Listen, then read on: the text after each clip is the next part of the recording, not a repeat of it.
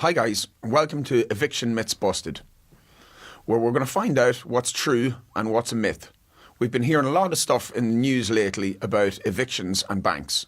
So I'm joined here by Finbar Markey, who's part of the National Land League, and we're going to ask him a few of these questions and find out what statements are true and what are false.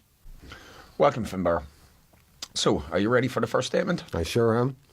Statement number 1, there is no eviction crisis. I wish that was the truth, that there's no eviction crisis. But before addressing that statement and proving it to be a myth, I think first of all it's important to define what we mean by an eviction crisis. For us, the eviction and the eviction crisis and the personal trauma doesn't start when the sheriff's at the door. It actually begins when the family falls into arrears for the first time. That's when the stress and the anxiety and the personal trauma and torture of eviction and the eviction crisis begins. Now, when we consider that over 100,000 family homes have gone through that since 2008, that surely, those numbers and the personal effect to every individual in that must mean that there is an eviction crisis. And even at the moment, we have tens of thousands of family homes in the local courts as we speak. Equally, there's tens of thousands of eviction orders already made on family homes waiting to be executed or carried out. So to say that there's no eviction crisis, in my mind, is to be travelling through life with blinkers on at the moment. Now, I know that the media are not covering it the way they should be covering it, and maybe that's why people do not feel at a national level that there is a crisis. But I can assure any people watching this, there is really and truly an eviction crisis, and we all need to come together to address it. Statement number 2, the families facing eviction are living the high life.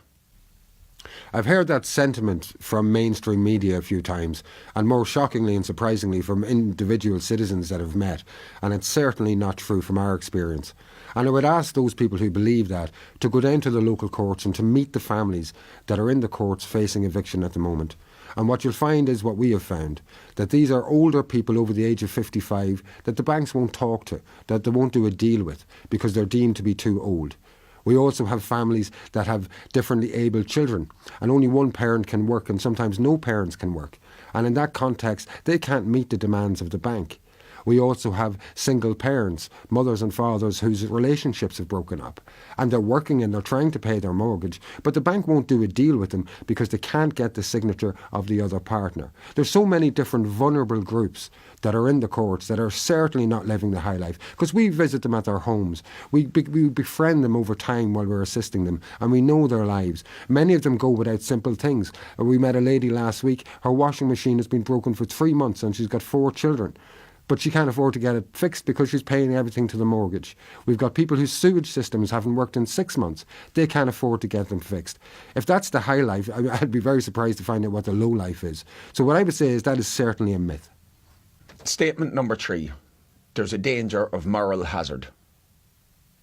I think maybe starting off addressing this myth, it's important first of all to define what we mean by moral hazard.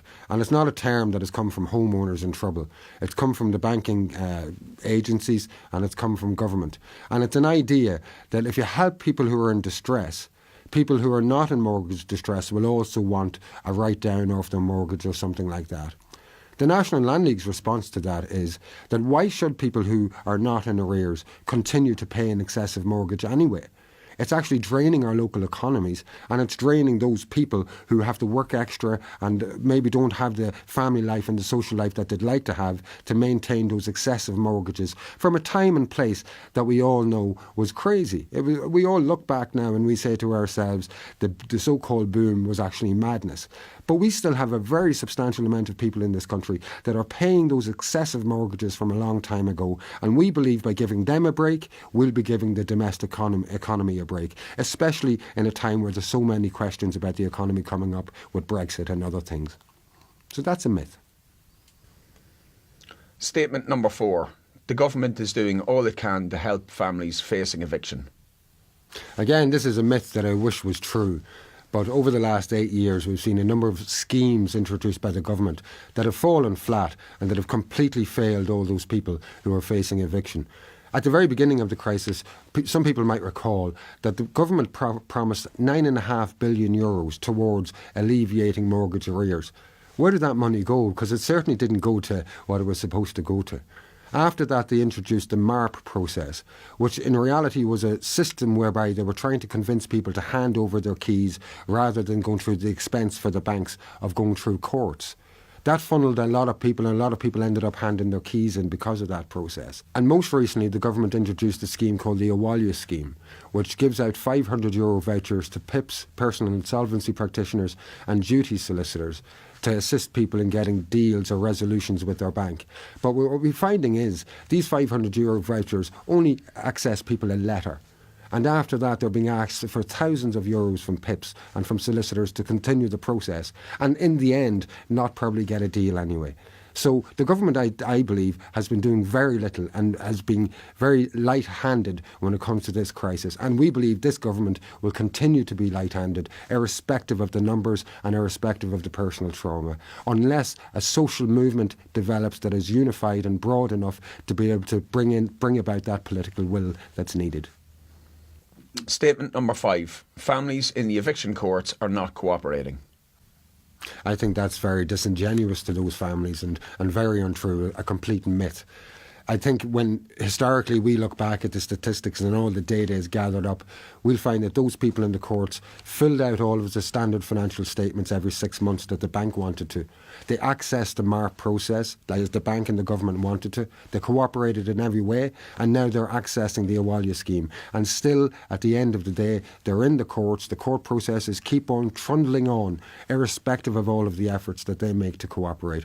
I believe, from a legal point of view, it's more useful for the bank to make it look like somebody's not cooperating. It's easier to get the eviction order. But from our experience, and we've been around quite a while now, everybody's doing everything they can to stay in their homes. And yet, we still have this crisis. Statement number 6. There are no other solutions. There's always alternatives and there's always other solutions. I think what's actually lacking is the imagination and the political will to make those solutions happen. We can see that at a broad level, the eviction crisis and the actions of the banks are actually overflowing into the rental markets, into the other new mortgage markets. And so I believe that the solution is that all of these issues have to be addressed through a national housing policy. Immediately, we could have a 2-year moratorium on evictions, like they did in Spain. That releases the immediate crisis for so many people. At the same time, within 6 months to 1 year, we could refurbish most of those 180,000 plus empty houses that are lying around the country being wasted and that are keeping the value of other properties up and keeping rents up.